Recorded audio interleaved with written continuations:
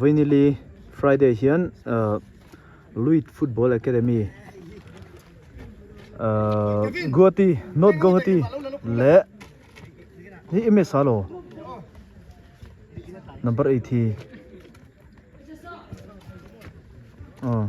LUIT Football Academy Guwahati le Mizoram Junior Team solama son training an nei veleme warm up an nei wa chuan solama son sar moite a sar moite a warm up lo nei puya chuan solama son mal soma khu ne a mal soma tero hing kha khu ne a goalkeeping coach nia hermain sarjar te Mizoram Junior Team head coach turhani miss nu pui ta poin an van nal song tak em an match conduct tu morning chuan sar artia veng hnuai ani hi B license anias chuan sarjar te Mizoram team head coach hi AFCC license plus NIS coach ania thadun thak kop meya nu ma thatak tak an lo nei to hlomani Mizoram team a sin puite tam tak champion na an lian thatek thok hlom la me hei tu kha number 4 number 80 sararti number 8 so tu kha number 8 afela afela mason vere bul ko khave opa ni chalto nimin ni thum khan go ti atangin an ron thleng chia ei voina friendly match an nei pui hal dona van nei khop me an van nei ve Mizoram team kaltur le LUIT Football Academy North Guwahati ni chu Guwahati sai ek Guwahati is no pui in fit lu ta zinga in kan mi kan ti do ne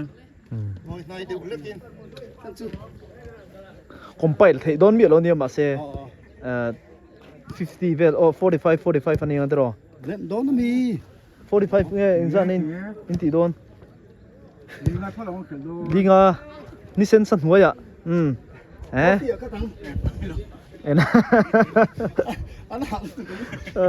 khi mà khian nu để pa te le coach train khaten an ena chuan hi ta chunga tang hian lo ko var ve chin don ne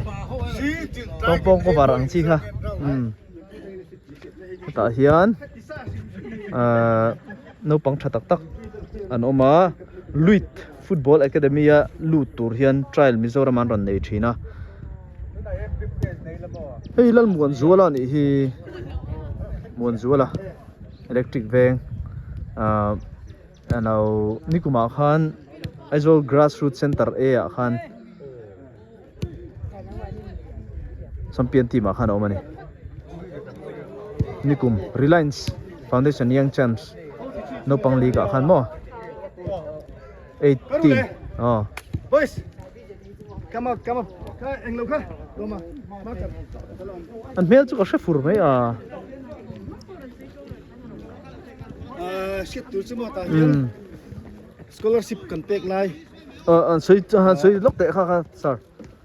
heng hong under 16 b ka hian scholarship pek lai hi pakhat scholarship mulai ban phar lok te pakhat pani pathum pali panga hian scholarship an percent ro sin ang lo a khel thale academic performance atangin very good avan thaem scholarship muthei player nei kham zo hi mizo hlang an nia va nei khop mai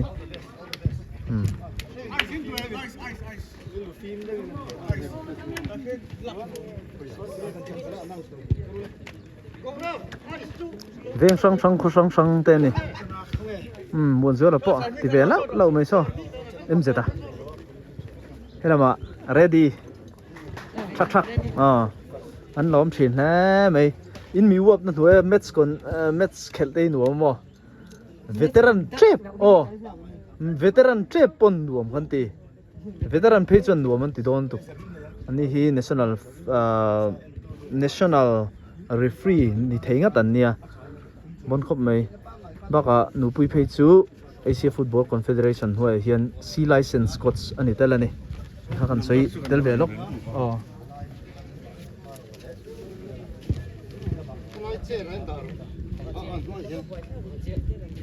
ice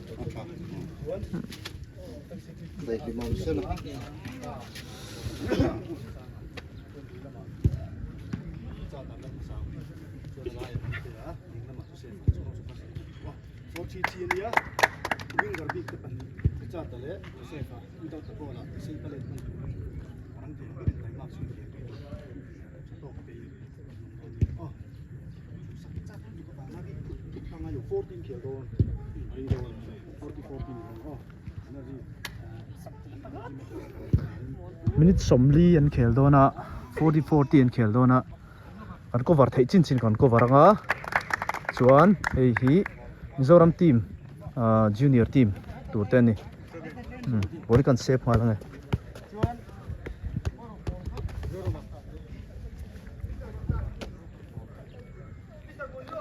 Jorama tuna hian final selection la nei chi alawa mi som ni pali verbor la oma an la en kuala head coach Sarzara HC Zarzoliana ania chuan moitea assistant a omanga chuan goalkeeping coach hian malsoma khunea antia experience Aizol FC a tepo mo goalkeeper alonia